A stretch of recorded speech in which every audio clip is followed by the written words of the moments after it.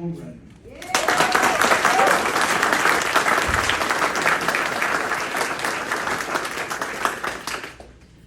So thanks everybody for coming out here today. And first of all, let me start off by saying it is good to be back home in the Florida Panhandle. Or as we like to refer to it, the real Florida. Let me start off by thanking Dr. Stevenson and his staff for arranging this today and for all your support from the very beginning. It really means a lot to me. Thank you so much. I also want to recognize my staff who are here today, and they make it seem like it's not unreasonable to throw an event together with maybe 3 or 4 hours notice. So I appreciate your hard work. I know I ask a lot. Thank you so much.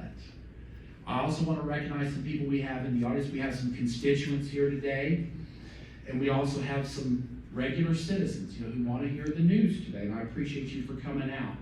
I also want to recognize some members from the local hospitals who have come out to show their support as well. Thank you very much for being here. And I would be remiss if I didn't point out that I want to thank Florida's #1 representative, all the way from the 1st District of Florida, Representative Michelle Salzman, who's here to show her support.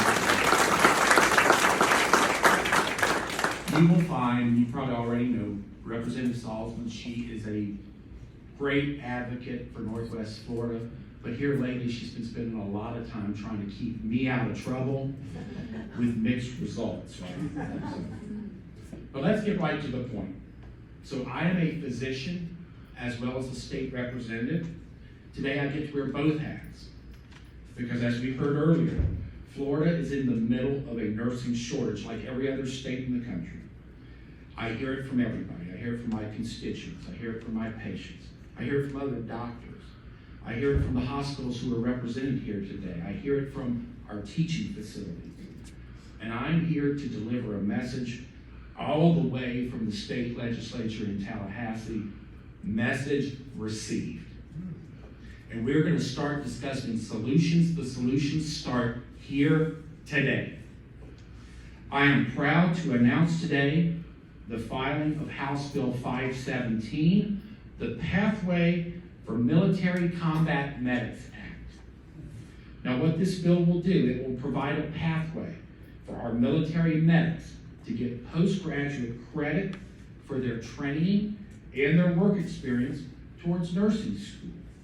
Essentially, what we're doing, we're putting these skilled individuals on a fast track to enter our workforce quicker. I also want to take the time to acknowledge Senator Brian Avila, who basically came up with this idea. This was his baby, and he trusted me with it on the House side of things. So I really appreciate it, Senator. I also want to recognize a representative friend of mine, John Snyder. When Representative Snyder heard about the existence of this bill in the Senate, he hunted me down and he said, this is right up Dr. Rudman's wheelhouse. And so he's absolutely right. It's not often that you're going to find a bill that addresses 2 of your top priorities: fixing health care and respecting our military. So thank you both for that. Ladies and gentlemen, I want to testify about this bill. Let me tell you, I have seen our medics in action.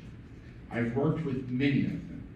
Their skills are formidable, and they certainly deserve the respect that we're giving them today.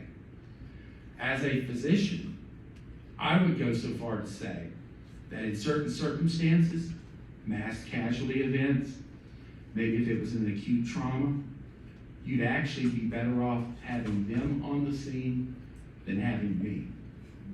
So think about that for a minute. They certainly deserve what we're granting them today. As a matter of fact, I mentioned this in Tallahassee last night when I was leaving. I was coming down the elevator, I was going to my car. Now, I'll mention my bill to anybody who asks me about it, right? I always try to shop my bill. So I was in the elevator with a person who happened to be a former medic. Well, now he's in politics. I said, well, how did that happen? I mean, did you lose a bet somewhere? I mean, how'd you get derailed? That's almost as crazy as going from beloved family physician to state representative. And so this gentleman, he told me, he said, well, Dr. Rudman, this bill didn't exist when I got out of the service years ago. He said, I wanted to go to nursing school. I even wanted to go to paramedic training, but they were going to make me start from the very beginning and go to the end of the line. He said they were going to put me in there with people who had absolutely no experience whatsoever and act like my skills meant nothing. Now, you know what I say to that? You know what this bill says to that? In my opinion, number one, we should thank him for his service. Number two, we should respect his skills.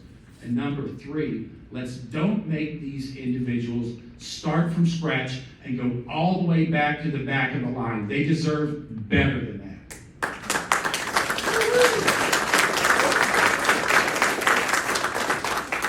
And I want to leave you with one last thing. I am a proud American. And as part of that, I believe that America's priorities should come first. And I can think of no finer way to demonstrate that than by helping our heroes, people who have proven themselves time and time again on the front lines of places like Iraq and Syria. Let's allow these people to come home, and let's allow them to assist on the front lines of America's healthcare system, where we truly need them the most. I want to thank you all for coming. I look forward to receiving your support on House Bill 517. I want you to call all your representatives, help me push this thing through the House. And listen, God bless you all for coming, and always, God bless the great state of Florida.